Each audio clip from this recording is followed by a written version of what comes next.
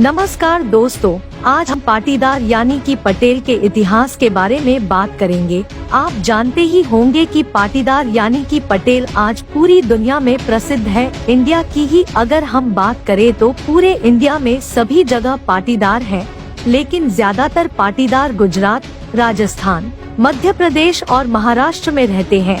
सिर्फ ब्रिटेन में ही लगभग 2 लाख से अधिक पाटीदार हैं, जो कि वहां पटेल नाम से जाने जाते हैं। इतना ही नहीं, अमेरिका में हर 8 भारतीय पर एक नागरिक पटेल है। इंडिया के लगभग 20% बिजनेसमैन पाटीदार है और उन 20% बिजनेसमैन में से 70% बिजनेसमैन गुजरात से हैं, जो पटेल नाम से ही जाने जाते हैं। भारत में भी पाटीदार को अलग अलग उपनाम से जाना जाता है। पाटीदार समाज की जनसंख्या पूरे भारत में लगभग 30 करोड़ के आसपास है। आप जानते ही होंगे, भारत के सबसे पहले गृह मंत्री सरदार वल्लभ भाई पटेल भी पाटीदार समाज से ही थे। यह थे पाटीदार के बारे में कुछ फैक्ट। अब मैं आपको पाटीदार का इतिहास बताने जा रही हूँ कि पाटीदार की उत्पत्ति कहाँ से हुई, किस तरह पूरी दुनिया में पाटीदार ने अपना नाम फैलाया। पूरी इन्फॉर्मेशन के लिए वीडियो को लास्ट तक जरूर देखिएगा। ये वीडियो देखने के बाद आप भी इन पे गर्व करेंगे।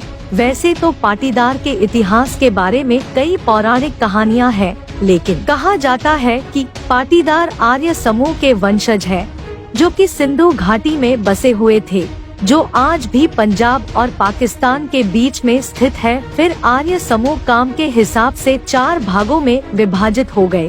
पहला ब्राह्मण, जिनको शिक्षा और धार्मिक सेवाएं दी गई। दूसरा क्षत्रिय, जिन्होंने युद्ध में भाग लिया और शासन किया। तीसरा वैश्य, जिनको व्यापार का काम दिया गया। और चौथा क्षुद्र, जिन्होंने तीनों समाज की सेवाएं की। इसके बाद क्षत्रिय को फिर से 3 वर्गों में विभाजित किया गया। पहला राजन क्षत्रिय, जो राजा और नेता बने। दूसरा क्षत्रिय योद्धा, जो युद्ध लड़े। तीसरा कुर्मी क्षत्रिय, जिन्होंने युद्ध काल में खेती और युद्ध के समय सेना की मदद की, जो बाद में सिर्फ कुर्मी के नाम से जाने लगे। फिर कुर्मी समाज भोजन के लिए खेती करने लगे और गायों को पालने लगे। आज जो भी पाटीदार है, वह सभी पाटीदार उन्हीं कुर्मी के वंशज हैं। आगे चलकर ईरान, इराक जैसे विदेशी देशों ने पंजाब क्षेत्र में बसे लोगों पर हमला करना शुरू कर दिया और घरों, खेतों और मंदिरों को लूटना शुरू कर दिया। इन हमलों को देखकर कुर्मी और अन्य लोग पंजाब छोड़ने पर मजबूर हो गए और भारत के अलग अलग हिस्सों में जाकर बस गए। कुर्मी का एक बड़ा समूह गुजरात के उंझा के पास चला गया।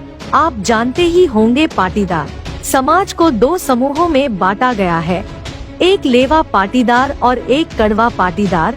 कुछ लोगों का यह भी कहना है कि पाटीदार समाज भगवान श्री राम के वंशज है और भगवान श्री राम के पुत्र लव और कुश के नाम पर ही पाटीदार समाज के 2 समूह का बंटवारा हुआ।